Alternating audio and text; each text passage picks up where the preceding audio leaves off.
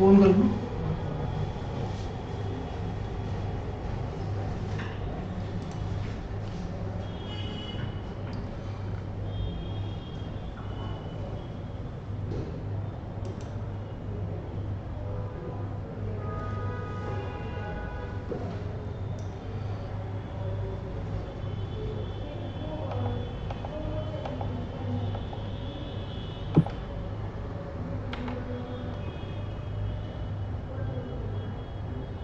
You are now unmuted. Good afternoon everyone. क्या आप लोगों को मेरी आवाज़ आ रही है? क्या आप लोगों को मेरी आवाज़ आ रही है? Okay.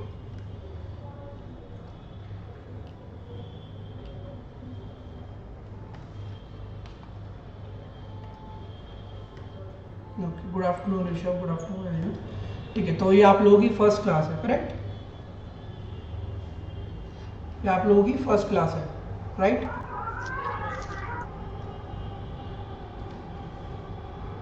Sir yes good morning Deepak. Sir. Good afternoon. Good afternoon sir. Sir अभी स्टार्ट हुई है ना सर, वो थोड़ा हाँ, लिंक में प्रॉब्लम हो गया था। जस्ट अभी स्टार्ट हुई है।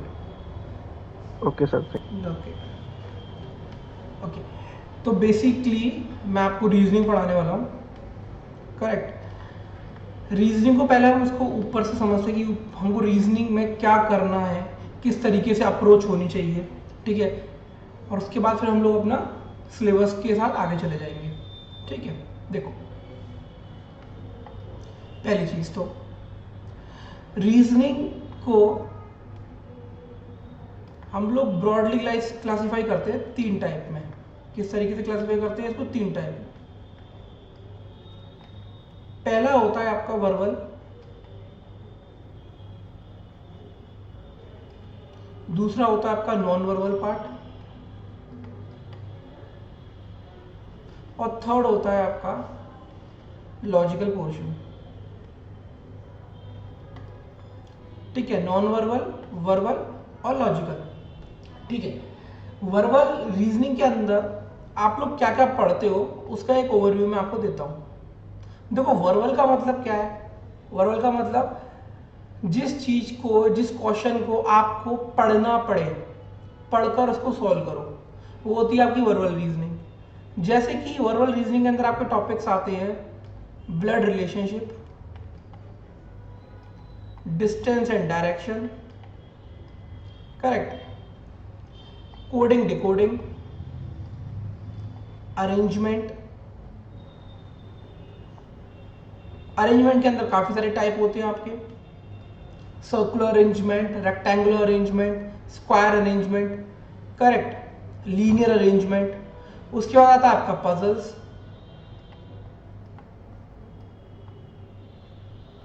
फिर आता है आपका मशीन इनपुट आउटपुट, और भी काफी सारे टॉपिक्स हैं, ये सिर्फ एक जनरल टॉपिक्स है। उसके बाद आता है आपका नॉन वर्बल। जैसे कि वर्बल को सॉल्व करने के लिए आपको वर्बली चीजों को पढ़ना पड़ता है, नॉन वर्बल के लिए ऐसा कुछ नहीं करना। नॉन वर्बल का मतलब ये होता है कि आपको या तो डायग्रामेटिक रिप्रेजेंटेशन से चीजों को देखना होगा और उससे समझना होगा। जैसे कि अगर मैं नॉन वर्बल की बात करता हूं, तो नॉन नॉर्मल पोर्शन में स्पेशली जो लोग एसएससी की तैयारी कर रहे हैं, यहाँ पे जो लोग एसएससी की प्रिपरेशन कर रहे हैं, उनके लिए नॉन नॉर्मल का पोर्शन बहुत इंपॉर्टेंट है, क्योंकि 10 मार्क्स तक क्वेश्चन आपके यहाँ से आते हैं, ओके? तो आपको पता है कि एसएससी का कोई भी एग्जाम हो, चाहे वो सीजीएल हो, चाहे वो सीएचएसएल हो, चाहे वो सीपीयू हो, या वो एमटीएस हो, कोई भी एसएससी का एग्जाम हो, वो अपने प्री में ही रीजनिंग पूछता है। किसमें पूछता है? अपने प्रीलिम्स में सिर्फ रीजनिंग पूछता है। और कितने मार्क्स तक आती है वो? 10 मार्क्स तक आती है, करेक्ट? कोई दिक्कत किसी को यहाँ पर? कोई दिक्कत किसी को?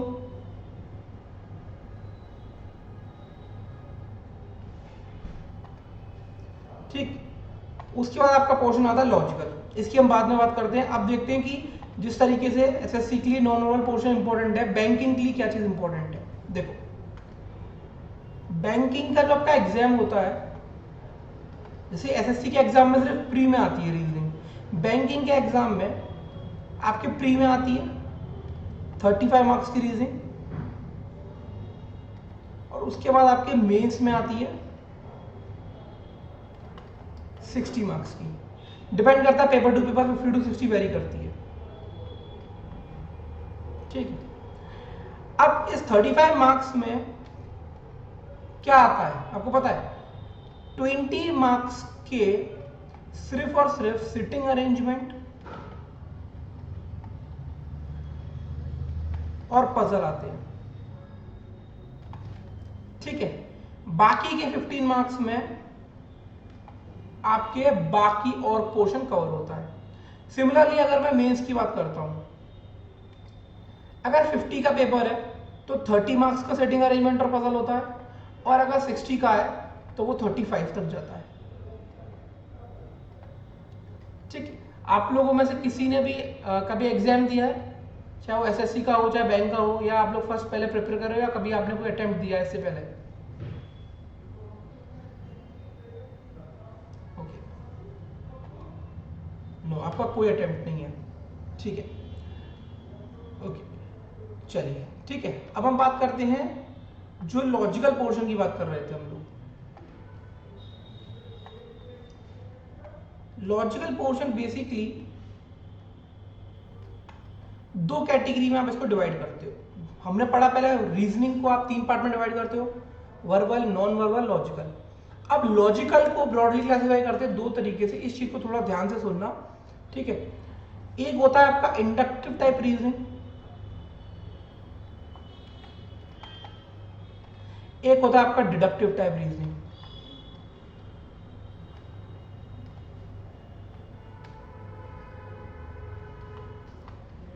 क्या कोई इन दो वर्ड्स की मीनिंग बता सकता है? Can anyone explain the meaning of these 2 words?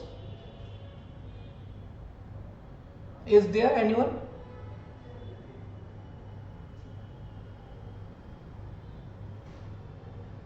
Hello sir. Yes Subhasis. Sir inductive का मतलब एडिशन, डिडक्टिव का मतलब घटाना। सर मतलब वॉल्यूम थोड़ा घटाना सर। हाँ, वॉल्यूम थोड़ा सा आपका इंक्रीज करो। हाँ, आप बोलो। Hello sir. हाँ Subhashis, now it's clear. Sir inductive का मतलब सर एडिशन, डिडक्टिव का मतलब सर घटाना, कमाना, माइनस। ओके, चलो देखते हैं। ठीक है, चलिए। Anyone else? ठीक है, उससे पहले एक्सप्लेन करने से पहले लेट मी टेल यू कि हम इसमें क्या पढ़ने वाले हैं और उसमें क्या पढ़ने वाले हैं। इंडक्टिव में हम लोग पढ़ते हैं आपका स्टेटमेंट अजम्पशन,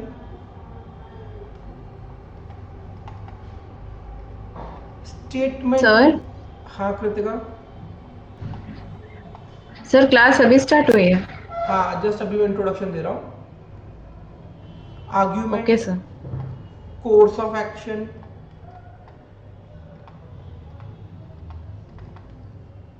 ठीक है, और इसमें आप पढ़ते हो आपका assertion and assertion.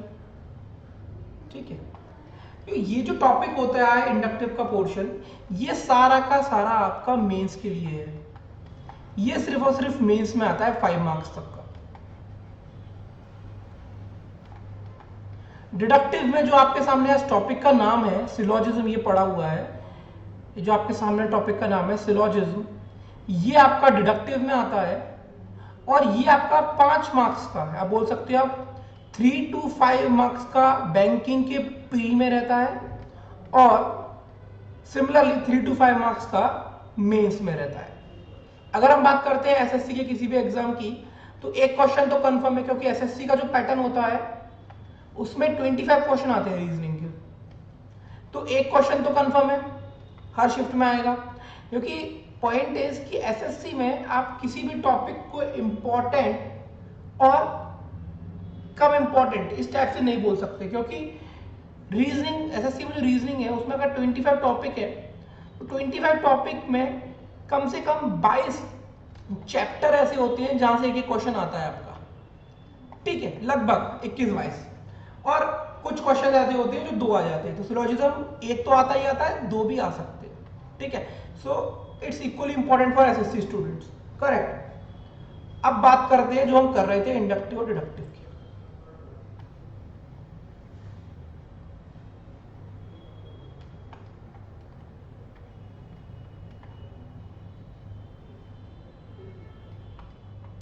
Sachin Tendulkar को सब लोग जानते हैं? सचिन तेंदुलकर को सब लोग जानते हैं?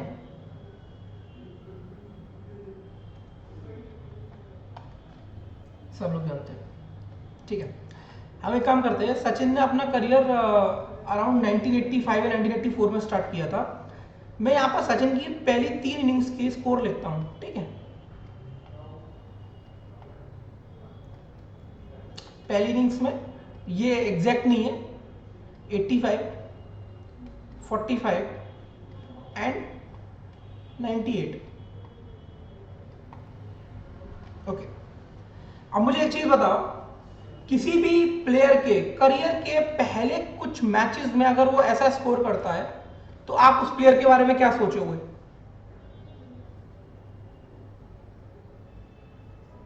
बताओ। अगर कोई भी कुछ भी मान लो, आप रोनाल्डो ले लो या मेसी ले लो, अगर वो रोनाल्डो या मेसी अपने पहले 3 मैचेस में पहले मैच में 2 गोल, दूसरे में 3, इस तरीके से अगर गोल करता है, सचिन इस तरीके से स्कोर करता है अपने पहले 3 इनिंग्स में, तो आप क्या उससे एक अंदाजा लगाओगे? मतलब उस प्लेयर के नेचर या उसके जो स्किल्स है उसके बारे में आप क्या सोचोगे? पोटेंशियल इज देयर, एक ग्रेट प्लेयर बनने की काबिलियत है, एक ग्रेट प्लेयर बनने की काबिलियत है उसके अंदर, ठीक है, यही बोलोगे, एक महान खिलाड़ी बनने की काबिलियत है। लेकिन सपोज करो सचिन ने अपने करियर में पहली 3 इनिंग्स में ये स्कोर बनाया था, यहां पर इस पॉइंट पर आकर इन 1985 की अगर मैं बात कर रहा हूं, 1985 जब उसने करियर स्टार्ट किया था, इस पॉइंट पर आकर कुछ फैंस होते हैं ना जो बहुत जल्दी प्रभावित हो जाते हैं। कोई बहुत अच्छा खेलता है तो वो बहुत प्रभावित हो जाते हैं, यार ये बहुत अच्छा प्लेयर है, ये पहले क्यों नहीं आया। और कुछ प्लेयर ऐसे होते, कुछ फैंस ऐसे होते हैं कि फिर वो कोई प्लेयर अच्छा नहीं खेलता तो उसको क्रिटिसाइज करने में सबसे जल्दी लगते हैं। तो इस पॉइंट पर आकर एक फैन है जो बहुत प्रभावित हो गया उससे, और वो एक बात बोलता है कि Sachin is a great player, Sachin is a great player.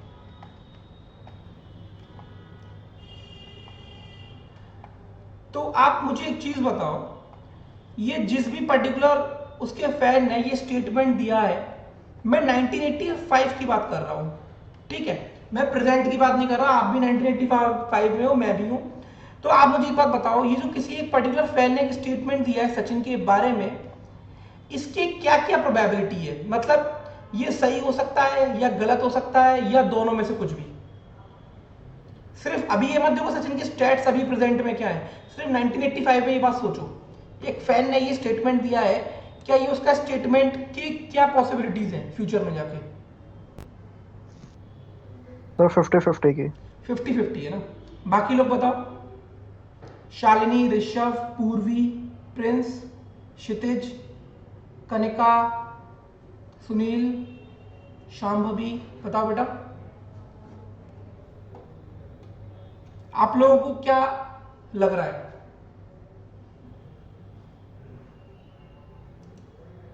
Fifty chances है, ओके। हाँ, तो in this particular case you may और मे नॉट बी करेक्ट। कहने का मतलब ये है कि इंडक्टिव के केस में if you give a statement, if you give any statement, you may और मे नॉट बी करेक्ट। आपके दोनों चीज होने के बराबर चांसेस हैं।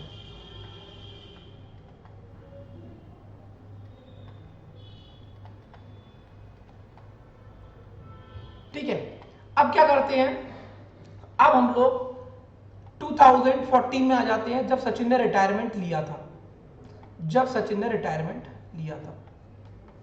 अब मुझे एक चीज बताओ, किसी प्लेयर ने अपने करियर में थ्रू आउट अपने आप को प्रूव किया है, बहुत सारे रन उसके क्या बोलते हैं उसके स्टैट्स में है। आपको पता होगा कि सचिन के स्टैट्स में 35,000 प्लस रन है, ठीक है। अगर अब 2014 में जाकर अगर ये स्टेटमेंट मैं वापस से दूं कि Sachin is a great player, तो मैं सही हूं या गलत हूं? अगर 2014 में जब सचिन ने रिटायरमेंट लिया, उसके पीछे 35,000 रन लगे हुए हैं, एवरेज उसका सब में 50 प्लस है, तो अब मैं अगर ये स्टेटमेंट देता हूं कि Sachin is a great player, तो मैं सही होऊंगा या गलत? सर आप सही हो गए। ठीक है, तो पॉइंट ये है, डिडक्टिव रीजनिंग में क्या होता है कि कुछ रूल्स के बेसिस पर आप चीजों को स्टडी करते हो, और अगर उनके बिहाफ पर कोई पॉइंट बोला जाता है तो आप 100% ट्रू होते हैं। ठीक है, किसी को कम समझ में आया तो एक एग्जांपल और लेते हैं। आप लोगों को पता है कि न्यूटन की एक बुक थी न्यूटोनियन करके, जो 1600 एडी में आई थी। 1600 एडी में आई थी उसकी बुक, करेक्ट। अब मुझे एक चीज बताओ, जैसे कि आप सबको पता है कि every particle is attracted towards the centre of the earth. ये बात अगर मैं आज कह रहा हूं, जैसे कि फॉर एग्जांपल मैंने ये बोला कि मैंने टेरेस से एक बॉल फेंकी, वो नीचे जाकर गिरी, ऑब्वियस सी बात है ये मेरा स्टेटमेंट करेक्ट होगा। अगर मैं ये बोलता हूं कि मैंने किसी बॉल को वर्टिकली अपवर्ड डायरेक्शन में फेंका तो वो मेरे हाथ में आके गिरी, तो आप सब इस बात को प्रूव करोगे हाँ भाई ऐसा होता है। क्यों होता है? क्योंकि आपके पास एक फैक्ट है, एक चीज है जो प्रूव हो चुकी है सालों पहले और किताबों में छप चुकी है। ऐसी चीज जिसका फैक्ट हो, जिसका प्रूव हो, अगर उसके बेसिस पर आप कोई स्टेटमेंट देते हो तो आप 100% करेक्ट होते हो। और इस वाले नेचर को कहते हैं हम डिडक्टिव टाइप रीजनिंग। ठीक है, लेकिन अगर जब तक न्यूटन ने अपना लॉ नहीं दिया था सेंटर की तरफ सारी चीजें अट्रैक्ट होती है, वो अगर लॉ नहीं दिया होता और उस पॉइंट पर जाकर अगर मैं ये बोलता कि कल मैंने सेब को पेड़ पे से गिरते हुए देखा था, कल मैंने एक बॉल को नीचे आते हुए देखा था, तो उस चीज सिर्फ अपनी ऑब्जर्वेशन के बेसिस पर, अगर मैं उस चीज को ये बोल दूं कि सारी चीजें केंद्र धरती के सेंटर की तरफ अट्रैक्ट होंगी, तो वो चीज मेरी ऑब्जर्वेशन के बेसिस पर मे और मे नॉट भी हो जाती। मैं सही भी हो सकता था या मैं गलत भी हो सकता था, बट अगर कोई चीज प्रूव कर दी गई है तो आप उस केस में 100% करेक्ट होते हो। ये वाला होता है आपका मे और मे नॉट भी होता है इंडक्टिव टाइप रीजनिंग, और ये होता है आपका डिडक्टिव टाइप रीजनिंग। क्या ये दो चीजें क्लियर हुई आप लोगों को? सब लोग बता दो, किसी के मन में कोई क्वेरी है, कोई डाउट है तो वो पूछ सकता है अनम्यूट करके।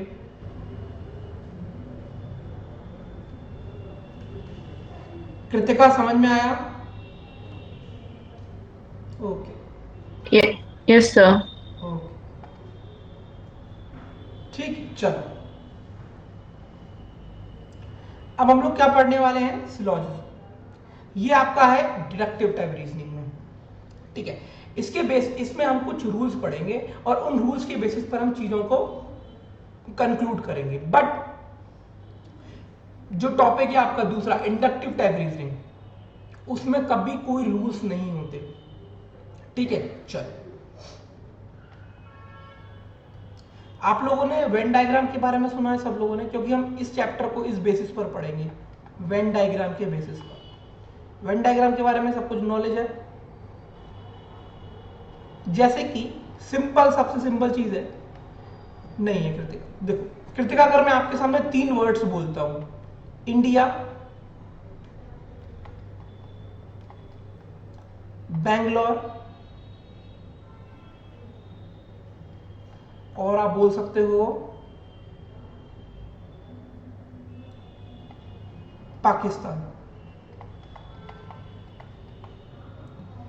ठीक है, अब इस चीज को अगर मुझे एक डायग्रामेटिक रिप्रेजेंटेशन से दिखाना है तो मैं कैसे दिखाऊंगा, वो देखो ध्यान से।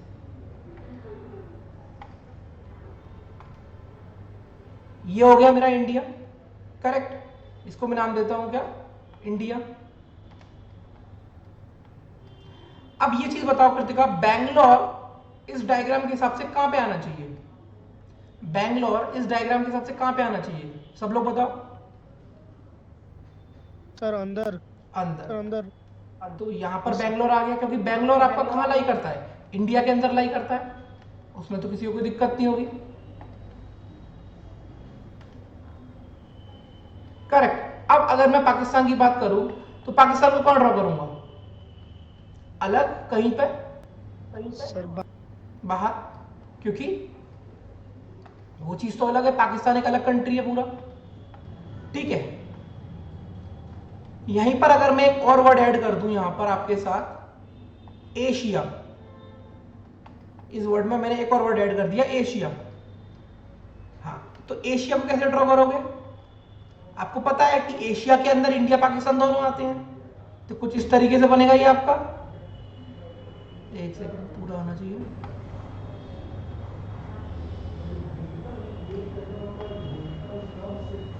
नहीं आ रहा सर्कल, मैं सिंपल बनाता हूँ उसको। ये हो गया आपका एशिया। समझ में आया? पॉइंट समझ में आया क्या बताना चाह रहा हूं मैं? इस डायग्रामेटिक रिप्रेजेंटेशन को ही हम वेन डायग्राम बोलते हैं। इस डायग्रामेटिक रिप्रेजेंटेशन को ही हम लोग क्या बोलते हैं? Venn diagram. Covering India and Pakistan का निकाल। ओके, ठीक है, बिल्कुल बेसिक बेसिक चीजें हैं। उसके बाद इस टॉपिक में चले जाएंगे। ये टॉपिक आपका इजी से हाई लेवल तक जाता है, इसलिए एक एक चीज को, एक एक पॉइंट को वहीं पर हाल क्या समझने की कोशिश करना, नहीं तो मैं आपको वापस से रिपीट कर दूंगा, कोई दिक्कत नहीं है। बट ये टॉपिक आपका easy to moderate to high level तक जाता है, लेकिन जो चीजें हैं वो इजी लेवल पर ही अपनी क्लियर कर लेना, जिससे कि मॉडरेट और हाई लेवल पर दिक्कत नहीं हो। ठीक है भाई? ऋषभ, कृतिका, कनिका, सुनील, सोनाली, क्षितिज, कोई दिक्कत किसी सर को? बोलिए कृतिका। सर इसमें मैप के हिसाब से जाते हैं कि कौन सा मैप सर्कल कैसे मैप बनेगा? नहीं, एग्जैक्टली यहाँ पर हम किसी चीज को रिप्रेजेंट कर रहे हैं, तो किस तरीके से कर रहे हैं, वो सिर्फ एक डायग्राम में रिप्रेजेंटेशन है। ये मैंने बताना चाहा कि जो डायग्रामेटिक रिप्रेजेंटेशन होता है, इसको ही वेन डायग्राम बोलते हैं। जी, ठीक है, okay sir, okay sir. Okay. अब चलते हैं टॉपिक के थोड़ा सा अंदर। ठीक है, सिलोजिज्म में जो स्ट्रक्चर होता है क्वेश्चन का, पहले मैं वो दिखाता हूं आपको किस तरीके से आता है और क्या पूछा जाता है। देखो, ये होता है पैटर्न ऑफ क्वेश्चन आज इन एग्जाम। एक बार डायरेक्शन पढ़ लो। In each of the following below are given some statements followed by the two conclusions. You have to take the given statement to be true even if this seems to be at variance with commonly known fact. इसका मतलब क्या है line का? जैसे अगर मैं आपसे ये बोलूं all dog are cat, all dog are cat, अगर मैं आपसे ये बात बोलता हूं तो आपके दिमाग में जो भी इस टॉपिक को पहली बार पढ़ रहा है वो ये बोलेगा ये क्या फालतू चीज है।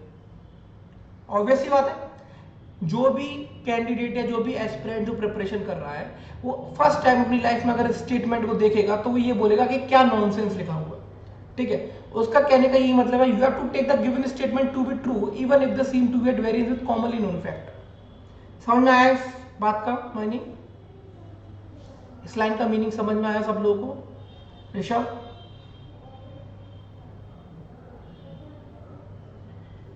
ओके, ठीक है।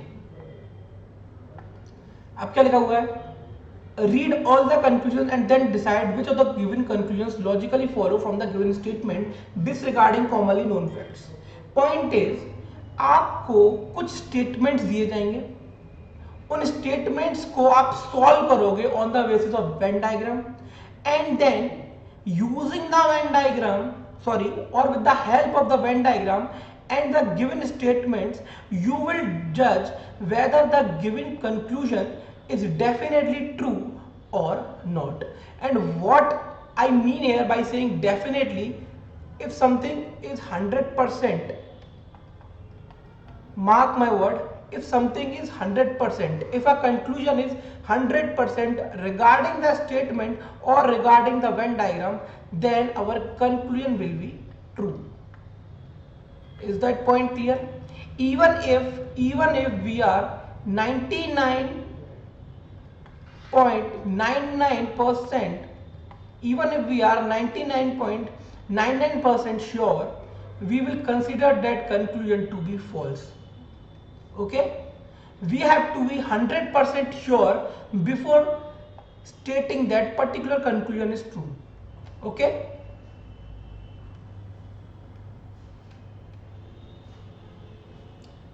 is that clear to all? Shalini, Shambhavi, Purvi, Prince. Okay, चलिए आगे करते हैं चर्चा अपनी, आगे बढ़ाते हैं टॉपिक के ऊपर। ओके, बेसिकली इसमें जो होता है आपका, चार बेसिक टाइप के स्टेटमेंट होते हैं सिलोजिज्म में। एक होता है आपका सम, एक होता है सम नॉट, एक होता है ऑल, एक होता है नो। ये होते हैं आपके चार बेसिक टाइप के स्टेटमेंट। और ये दो जो हैं ये एडवांस स्टेटमेंट है बट बेसिक नहीं है, या आप ये बोल सकते हो कि इन चारों का मिक्स है।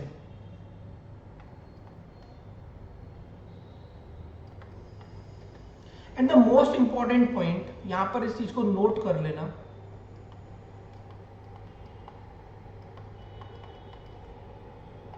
Do not use your brain. Reason बता रहा हूं क्यों। जितना भी लॉजिकल पोर्शन आप आज पढ़ोगे या एडवांसली पढ़ोगे, उसमें चीजों के अकॉर्डिंग चलना, रूल्स जहां पर हो उनके अकॉर्डिंग चलना, क्योंकि लॉजिकल रीजनिंग में हम अपना अगर थोड़ा सा लॉजिक लगाते हैं तो हम 99% टाइम गलत हो जाते हैं। इसलिए आपको जो मैं रूल्स बताऊं ये सिर्फ लॉजिकल के लिए, बाकी हर जगह आपको अपना ब्रेन यूज करना है। लॉजिकल के केस में ध्यान क्या रखना है कि जितना रूल्स है उसके हिसाब से चल रहा है, और जब मैं इंडक्टिव पढ़ाऊंगा तो उसमें कुछ चीजें कुछ बताऊंगा, कुछ फैक्ट बताऊंगा, उसके हिसाब से चलना है। ठीक है, कोई दिक्कत? ये चीज बहुत से लोगों को ईगो पे हर्ट हो जाती है कि हमें ब्रेन नहीं यूज करना, ठीक है, बट ये एक्चुअल में फैक्ट है। ठीक है, ठीक है भाई, किसी को हर्ट तो नहीं है ईगो, ब्रेन नहीं यूज करना है यहां पर, एक्चुअल में करना है, बट जब चीजों को समझ लोगे उसके बाद उस तरीके से।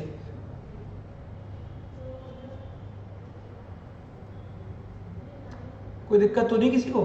चलो अब पढ़ते हैं इसके बारे में।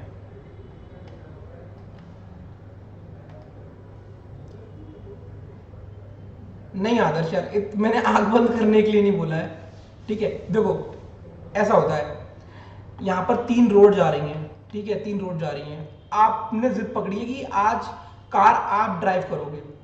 आदर्श आपसे बोल रहा हूं, आपने जिद पकड़ी है कि कार आप ड्राइव करोगे। मैं बोल रहा हूं ठीक है कार आप ड्राइव कर लो, लेकिन कौन से रास्ते पर जाना है, कौन सा पाथ फॉलो करना है एक बार मैं बता दूं, उसके बाद जो रास्ता मैं बता दूं उस पर आप गाड़ी चला लेना। मेरा कहने का मतलब ये, पहले मैं रूल्स बता लूं, फिर उन रूल्स के हिसाब से आप अपना ब्रेन यूज कर लेना। ठीक है आदर्श?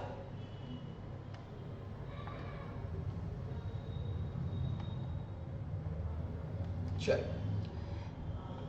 यूनिवर्सल और पर्टिकुलर दो तरह के स्टेटमेंट है। अभी मैंने आपको बताया था 4 तरीके के होते हैं बेसिकली, बट उससे ऊपर थोड़ा और जाएंगे तो 2 तरीके के स्टेटमेंट होते हैं, यूनिवर्सल और पर्टिकुलर। यूनिवर्सल का मतलब ये होता है जैसे कि आपके सामने एक ग्लास रखा है पानी का, उसमें 2 कंडीशन होंगी, या तो वो ग्लास पानी का पूरा भरा होगा टॉप तक, या तो वो पानी का ग्लास पूरा खाली होगा, एक बूंद पानी नहीं होगा। वो होता है आपका यूनिवर्सल केस। मतलब या तो मैं चीज को कंसीडर करूंगा तो 100%, और अगर नहीं करूंगा तो 0.1% भी नहीं करूंगा। ठीक है, क्या कंसीडर करूंगा? एक केस में करूंगा 100% और दूसरे केस में करूंगा 0%। सिमिलरली अगर मैं बात करता हूं पर्टिकुलर की, तो पर्टिकुलर किस तरीके की चीज है वो देखो। 2 तरह के लोग होते हैं, आपके सामने पानी का ग्लास आधा भरा हुआ है, 2 लोग आए, पहले ने ये बोला कि ये ग्लास आधा भरा है, दूसरे आया, दूसरे ने बोला ये ग्लास आधा खाली है। तो जिसने बोला आधा भरा है उसको हम बोलते हैं पर्टिकुलर पॉजिटिव, जिसने बोला आधा भरा है पर्टिकुलर पॉजिटिव,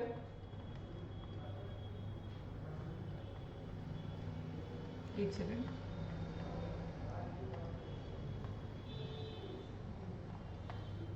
और जो दूसरा एस्पिरेंट आया था उसने बोला सर ग्लास आधा खाली है, वो केस होता है आपका पर्टिकुलर नेगेटिव।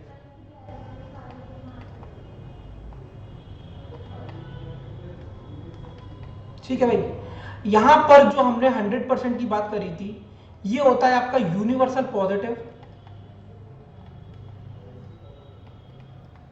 और ये 0% होता है आपका यूनिवर्सल नेगेटिव। ठीक है, ये क्लासिफिकेशन क्लियर है सब लोगों को? बता दो एक बार।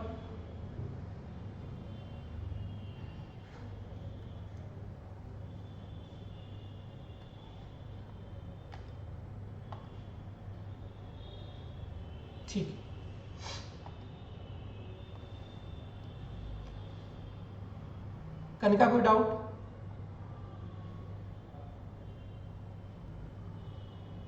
यस सर, बट यूसेज कैसे होता है इसका सब बताऊंगा कनिका, रिलैक्स रिलैक्स, सब बताऊंगा, ठीक है। चल अब वन बाय वन करके इनकी स्टडी करेंगे और इनके एग्जांपल्स को देखेंगे।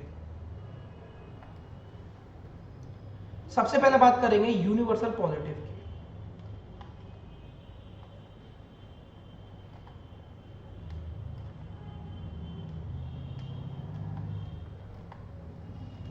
यूनिवर्सल पॉजिटिव का एग्जांपल होता है जो स्टेटमेंट आपके स्टार्ट होते हैं ऑल से। फॉर एग्जांपल स्टेटमेंट आपका ऐसा होगा, अभी सिर्फ थ्योरी चल रही है, इसको मैं कन्वर्ट करूंगा धीरे धीरे करके, पूरा आपको जो भी कॉन्सेप्ट को क्लियर करूंगा क्वेश्चन के साथ। स्टेटमेंट होता है आपका जैसे कि all A is B, correct? समझ में आया? जो यूनिवर्सल पॉजिटिव होता है उसके स्टेटमेंट किस तरीके से स्टार्ट होता है, वो स्टेटमेंट स्टार्ट होते हैं आपके ऑल से, ठीक है, ठीक है। अब ये स्टेटमेंट का एग्जांपल क्या है आपका, ऑल ए इज बी।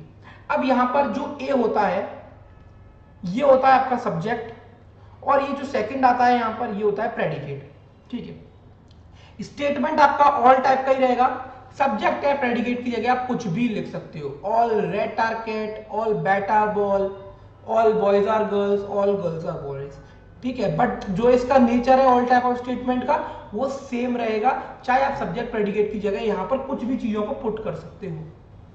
समझ में आया यहां तक? क्या यहां तक समझ में आया सब लोगों को? फटाफट से थम्स अप कर दो एक बार, थम्स अप कर दीजिए, ठीक है। अब देखो, अब हम लोग क्या करेंगे, हमें इस स्टेटमेंट को देखना है, इसकी हेल्प से हम बनाएंगे वेन डायग्राम। अब इस पर्टिकुलर टाइप के स्टेटमेंट का वेन डायग्राम कैसे बनेगा वो देखो, ऑल ए इज बी, तो इस केस में क्या होगा, जो ए है वो कंप्लीटली इंसर्किल्ड हो जाएगा बी से।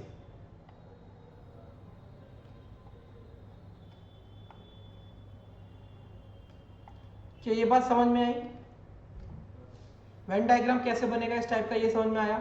ये आपको पढ़ के भी समझ में आ रहा होगा, ऑल ए इज बी इस तरीके से बनेगा। अब कुछ लोगों के दिमाग में अगर ये चीज आ रही है तो मैं अभी क्लियर कर दूंगा। जैसे कि देखो, बहुत लोग ये सोच रहे होंगे सर हम इस वेन डायग्राम को इस तरीके से भी तो बना सकते थे,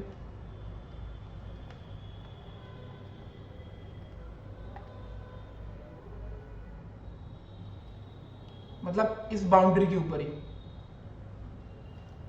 क्या किसी के दिमाग में ये चीज आई थी? क्या किसी के दिमाग में ये चीज आई थी क्या?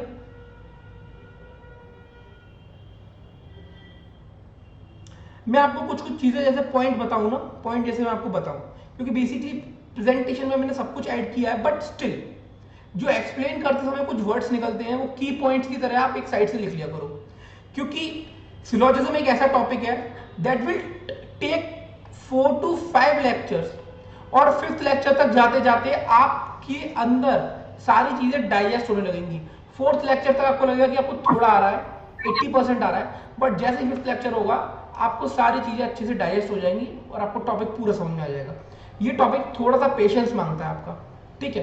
अब देखो, हम इस तरीके का वेन डायग्राम क्यों नहीं बनाते, क्योंकि स्टेटमेंट का वेन डायग्राम बनाते समय हम लोग मिनिमम ओवरलैपिंग का रूल फॉलो करते हैं। अब यहां पर मिनिमम ओवरलैपिंग से मतलब क्या है कि जितना स्टेटमेंट कहता है हम स्ट्रिक्टली उतना ही करते हैं, हम स्ट्रिक्टली उतना ही करते हैं। देखो, अब ये वाला वेन डायग्राम बना था तो मैं और क्या ऐसा कर जाता जो स्टेटमेंट ने नहीं कहा। अगर मैं ये वाला वेन डायग्राम बनाता तो मेरे से स्टेटमेंट ने क्या बोला है, all A is B, correct. लेकिन अगर मैं ये वेन डायग्राम बनाता तो मैं क्या कर रहा हूं, मैं all B is A B कर रहा हूं, नहीं कर रहा हूं? बताओ आप लोग, क्या मैं all B is A B कर रहा हूं, हाँ या ना? अगर मैं ये पर्टिकुलर वेन डायग्राम बनाता तो क्या मैं ऑल बी इज ए कर रहा हूं? लेकिन स्टेटमेंट ने ऐसा कहीं कुछ नहीं कहा है, ठीक है। तो इसलिए एक तो मिनिमम ओवरलैपिंग का ध्यान रखना है। ये मिनिमम ओवरलैपिंग जो वर्ड है ना, इसको अभी कहीं भी नोटबुक में साइड से लिख के स्टार मार्क कर लो, और जैसे जैसे टॉपिक में आप आगे बढ़ते चले जाओगे क्रिस्टल क्लियर हो जाएगा। और भी जब ये तो सिर्फ अभी मैं एक एक करके ये जो स्टेटमेंट्स है ना इनको सिंगल सिंगल करके बात कर रहा हूँ। जब ये स्टेटमेंट आपके सिंगल तो आते नहीं है, 2 स्टेटमेंट आते हैं, 3 स्टेटमेंट साथ में आते हैं, तब मिनिमम ओवरलैपिंग का जो रूल है ना वो पूरा क्लियर तब होगा एक्चुअली, ठीक है। बट अभी सिर्फ चीजों को समझ से चलो, ठीक है। मिनिमम ओवरलैपिंग का रूल फॉलो करेंगे, ठीक है। अब आपको समझ में आ गया कि ये सब चीजें कुछ नहीं होंगी। अब हम बात करते हैं कि हाँ भाई अब इस स्टेटमेंट और इस वेन डायग्राम के बेसिस पे क्या क्या चीजें कंक्लूड हो सकती हैं डेफिनेट वे में, और क्या क्या चीजें कंक्लूड नहीं हो सकती क्योंकि उनका रीजंस क्या है, ठीक है।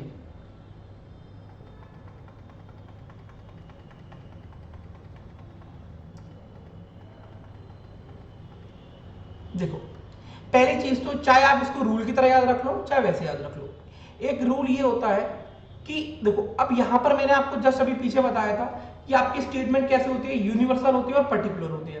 यूनिवर्सल में भी आपके 2 टाइप के स्टेटमेंट होते हैं, पॉजिटिव नेगेटिव, और पर्टिकुलर में भी मैंने बताया था आपको कि पर्टिकुलर पॉजिटिव और पर्टिकुलर नेगेटिव। आपको पता चल गया होगा। देखो मैं यहां बता देता हूं आपको, ये जो ऑल होता है और ये जो सम होता है, ठीक है, ये आपके दोनों कैसे स्टेटमेंट होते हैं, ये आपकी होती है पॉजिटिव स्टेटमेंट, ऑल और सम, ये कैसे स्टेटमेंट होते हैं आपके पॉजिटिव, ठीक है। और ये जो बाकी के दोनों रिमेनिंग है सम नॉट और नो, अभी इन दोनों को मत देखना, ये दोनों आपको बाद में बताऊंगा जब ये चारों आपके क्रिस्टल क्लियर हो जाएंगे, ठीक है। ये बेसिक स्टेटमेंट नहीं है, ये ऊपर दिए वो 4 स्टेटमेंट के बेसिस पे इनको आगे देखा जाएगा। आपका ये क्या होता है, ऑल और सम, ये कैसे स्टेटमेंट है, पॉजिटिव नेचर की, क्योंकि ऑल क्या होता है आपका यूनिवर्सल पॉजिटिव और सम क्या होता है आपका पर्टिकुलर पॉजिटिव। अगर आपको स्टेटमेंट में सारे के सारे स्टेटमेंट पॉजिटिव दिए हुए हैं, मेरा कहने का मतलब ये है चाहे वो 1 हो चाहे वो 2 हो चाहे वो 3 हो, अगर आपको सारे के सारे स्टेटमेंट पॉजिटिव दिए हुए हैं तो ये बात ध्यान रखना कि किसी भी तरह का नेगेटिव कंक्लूजन नहीं निकलेगा। क्या नहीं निकलेगा, नेगेटिव। नेगेटिव का मतलब जैसे कि no A is B, some A is not B, कहने का मतलब ये है नो वर्ड का यूज नहीं होगा, चाहे वो नो हो चाहे वो नॉट। क्लियर ये वाला पॉइंट, क्या ये वाला point clear?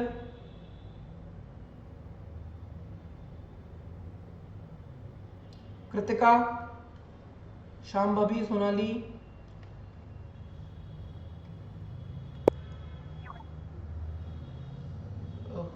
Yes, sir, cleared. Okay. And vice versa is also followed, कहने का मतलब अगर अगर सारे स्टेटमेंट्स नेगेटिव हैं, कहने का मतलब ये है सारे स्टेटमेंट आपके या तो 1 हो चाहे 2 हो चाहे 3 हो, अगर सारे स्टेटमेंट आपके universal negative that is no और particular negative that is some not इन्हीं से रिलेटेड है तो कोई भी पॉजिटिव कंक्लूजन फॉलो नहीं होगा, ठीक है। क्लियर? पॉजिटिव है सारे तो नेगेटिव कोई कंक्लूजन फॉलो नहीं होगा, और अगर नेगेटिव है सारे स्टेटमेंट तो पॉजिटिव कंक्लूजन कोई भी फॉलो नहीं होगा, ठीक है। मैंने आपको 2 चीज बताई है क्योंकि ये पॉइंट थोड़े इंपॉर्टेंट है, ध्यान रखना इनको। एक तो मिनिमम ओवरलैपिंग, दूसरा पॉजिटिव नेगेटिव और नेगेटिव पॉजिटिव, करेक्ट। आगे चलते हैं।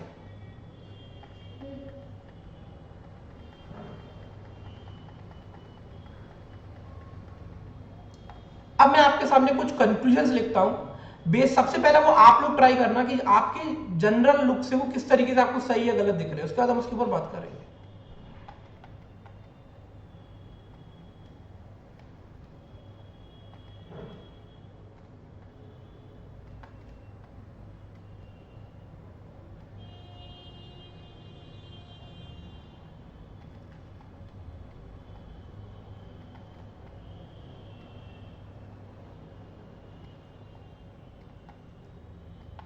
मैं यहाँ पर नेगेटिव कोई भी नहीं लिख रहा हूं क्योंकि मैंने आपको पहले बता दिया कि ये पॉजिटिव है तो नेगेटिव कोई नहीं होगा, तो कंक्लूजन लिखने का कोई फायदा नहीं है, ठीक है। इसलिए मैं नेगेटिव यहाँ पे कोई भी नहीं लिखला।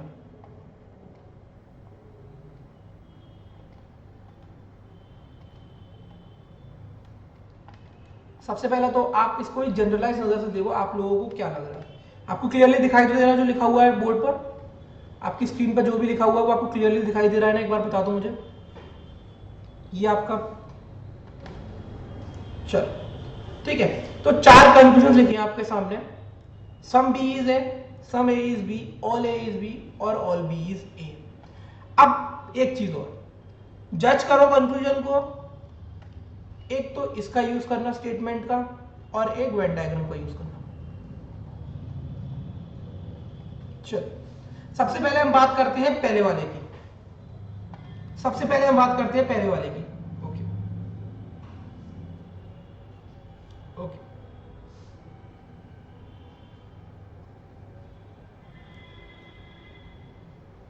ठीक है, सबसे पहले बात करते हैं पहले वाले की, सम बी इज ए। यहां पर एक चीज देखो, ऑल ए इज बी लिखा हुआ है, ऑल ए इज बी लिखा हुआ है, ठीक है। अब आप यहां पर एक चीज देखो कि जब ऑल ए इज बी है, जब सारा का सारा ए बी है, तो ये जो ए का पोर्शन है ये बी के ऊपर लाई कर रहा है। ये जो ए का पोर्शन है ये वाला, ये पूरा का पूरा किसके ऊपर लाई कर रहा है? बी के ऊपर लाई कर रहा है। तो ऑब्वियस ही बात है कि जितने पोर्शन पे ये लाई कर रहा है उतना पार्ट तो बी का सम हुआ ना। कहने का मतलब ये है कि सारा का सारा ए बी के अंदर है, तो जितने पोर्शन के ऊपर वो बी के लाई कर रहा है वो पार्ट तो सम पार्ट ही हुआ, थोड़ा पार्ट हुआ। तो some B is A true होगा या नहीं होगा? बताओ, सम बी ए से ट्रू होगा या नहीं होगा? तो ट्रू होगा। जब समझ में आए तभी आंसर करना, ट्रू नहीं तो आप पूछ सकते हो सर, ठीक है। चलिए, किसी को कोई डाउट? समझ में आया पहला वाला? गुंजन आपको समझ में आ रहा है? कृतिका? आदर्श पॉसिबिलिटी की बात मत करो अभी। आप एक चीज देखो, आपकी आंखों से क्या ये आपको चीज दिखाई नहीं दे रही क्लियरली? एक सेकेंड, जब मैं ये बोल रहा हूं ऑल ए इज बी, अब एक बात बताओ, चलो इस चीज को ऐसे समझ लो, आप इस चीज को आप इस तरीके से समझो, ऑल ए इज बी है। एक बात बताओ, अगर ये पार्ट आपका बेंगलोर है, बेंगलोर का ये पार्ट है, पूरा का पूरा बेंगलोर आपका किसके अंदर आ रहा है? इंडिया के अंदर है। ये इंडिया मान लो आप, ठीक है। तो एक बात बताओ, इंडिया की इतनी सारे एरिया है, उस एरिया में से कुछ पार्ट बेंगलोर ने नहीं घेरा हुआ, कुछ पार्ट बेंगलोर ने नहीं लिया हुआ है। आदर्श, पॉसिबिलिटी वर्ड का यूज नहीं करना बेटा, क्योंकि possibility has a completely different meaning, और वो चीज हम बाद में स्टडी करेंगे, ठीक है। पॉसिबिलिटी को मैच नहीं करना। मैं तो आपसे ये बोल रहा हूं कि इसकी पॉसिबिलिटी नहीं है, ये डेफिनेट है। एक चीज बताओ, अगर ये पूरी बाउंड्री लाइन के ऊपर में थोड़ा सा हिस्सा ये है, ए है, और मैंने ये इतना हिस्सा ऑक्यूपाई कर लिया, तो ऑब्वियस ही बात है ना, मैं यहां पर सम वर्ड का यूज कर रहा हूं, सम पार्ट ऑफ ए मैंने नहीं लिया हुआ। ये डेफिनेट है कि नहीं है आदर्श? पॉसिबिलिटी नहीं है, ये डेफिनेट है। समझ में आया अभी?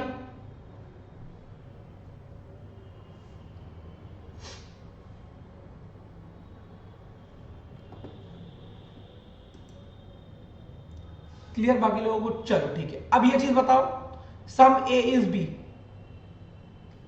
ये तो आपका ट्रू है बेटा, डाउट हो तो पूछ लेना, ठीक है। बताओ, some A is B,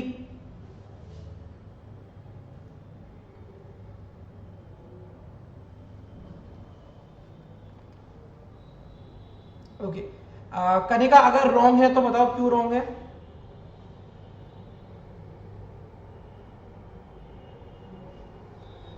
Kanika, can you state the reason?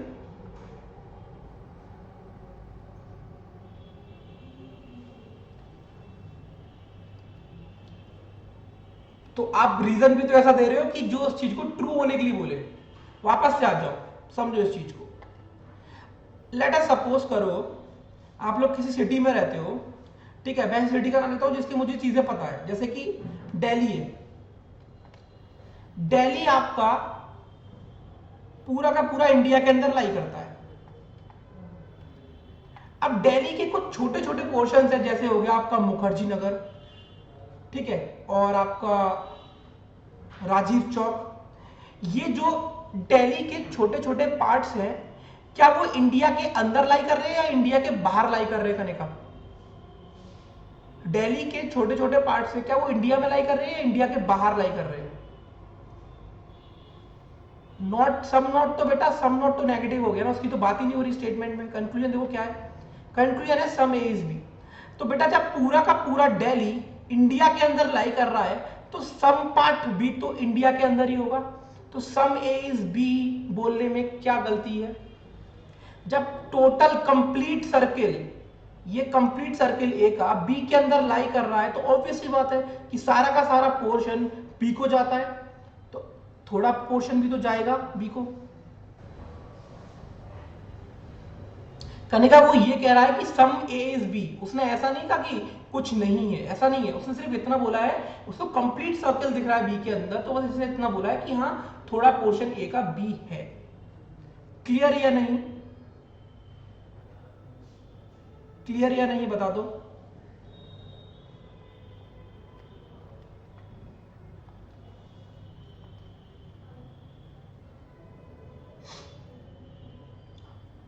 Okay, अब एक काम करेंगे ना, इन दोनों के ऊपर हम लोग कल बात करेंगे क्योंकि हमारे पास इतना टाइम नहीं है और मैं स्पीड में एक्सप्लेन नहीं करना चाहता क्योंकि ये टॉपिक मुझे पता है ये थोड़ा सा टॉपिक मतलब डिफिकल्ट नहीं है, बट हाँ थोड़ा सा आपको आपके ब्रेन में डालने के लिए, आपको समझाने के लिए I need time and you need time to understand, so I don't want to go in a hurry. ठीक है, अब मुझे ये बताओ कि आज की क्लास में हमने जो भी पढ़ा है, बेसिक पढ़ा है, बिल्कुल फंडामेंटल पढ़ा है, ये तो कंक्लूजन पढ़े हैं, क्या कोई भी डाउट है किसी को? ठीक है, विदाउट एनी हेजिटेशन आप अनम्यूट करो या मैसेज करो, बात कर सकते हो मुझसे। ठीक है, 3 मिनट का टाइम है, उसके बाद हम लोग बंद कर देंगे क्लास और बाकी हम लोग उसको कंटिन्यू करेंगे। और बेटा पहली चीज मैं एक बात बता दूं आपको कि अगर आपको ये टॉपिक पढ़ाने के बाद मैं जो भी मटेरियल दूंगा, प्रैक्टिस के लिए वर्कशीट दूंगा, आप वहां से करना एक तो प्रैक्टिस, और एक रिक्वेस्ट है आपसे, किसी भी बुक से उठाकर इन क्वेश्चंस को मत लगाना क्योंकि मैं आपको जो पढ़ा रहा हूं वो जो बैंकिंग के रूल्स के अकॉर्डिंग मैं जा रहा हूं और आपको पता है कि आपको उसी रूल्स के हिसाब से जाना चाहिए जिस चीज का आप एग्जाम देने वाले हो। ठीक है, जिस चीज का आप एग्जाम देने वाले हो आपको उसी के रूल्स से जाना चाहिए। आप कोई भी राइटर की बुक उठाओगे, लोकल पब्लिकेशन कहीं से भी उठाओगे और प्रैक्टिस करोगे, मैं आपको बोल सकता हूं कि अगर आप 10 पब्लिकेशन की बुक से प्रैक्टिस करोगे तो 5 पब्लिकेशन में आंसर पूछोगे और 5 पब्लिकेशन में आंसर पूछोगे। ठीक है, so it's my humble request कि किसी भी पब्लिकेशन से प्रैक्टिस मत करना। ओके, जो भी वर्कशीट मैं आपको प्रोवाइड करूंगा उससे प्रैक्टिस करना, नहीं तो if you want full proof कि हम जो पढ़ रहे हैं वो सही है, प्रीवियस ईयर लगाओ, सिंपल सी बात है। Correct sir? Yes Kritika? Sir SSC CGL के लिए ये सब नहीं आएगा क्या? ये बिल्कुल सब आप बिल्कुल बैंक का? नहीं, ये बैंक है, मैंने आपको स्टार्टिंग में बोला बेटा ये 2 मार्क्स का रहता है आपका सीजीएल में। एसएससी के किसी भी क्योंकि एग्जाम सर मैं आप लेट हो गए थे इसलिए। ठीक है, हाँ, क्योंकि सर मैं उसी के लिए थोड़ा प्रिपेयर कर रही हूँ तो ये वाला उसमें ये तो 100% आ आता सकता है, है। 100%। एक क्वेश्चन तो आपको श्योर मिलता है, बाकी एक मर्जी है उनकी, वो डालना चाहे तो डालते, नहीं तो एक क्वेश्चन आपका चाहे वो सीजीएल हो चाहे सीएचएसएल हो, सब में आता है। ठीक है, और बैंकिंग वालों के लिए तो ये ओके फिर हार्ड है, मतलब रीजनिंग तो। Okay sir. बाकी एसएससी वाले आपको तो कम से कम 20 टॉपिक्स पढ़ने हैं, तो कोई भी टॉपिक बहुत इंपॉर्टेंट नहीं है और कोई भी टॉपिक आप छोड़ नहीं सकते। ठीक है भाई, किसी को कोई डाउट नहीं तो बस एंड करें आज का सेशन। आई होप सबको अच्छा लगा होगा, बट बैंकिंग और एसएससी के लिए रूल अलग है क्या? आदर्श नहीं भाई, कोई भी टॉपिक पढ़ रहे हो, चाहे वो बैंकिंग का एग्जाम दो, चाहे वो एलआईसी का दो, चाहे वो आगे जाके कैट का एग्जाम देना एमबीए के लिए, रूल्स कभी किसी के लिए चेंज नहीं होते।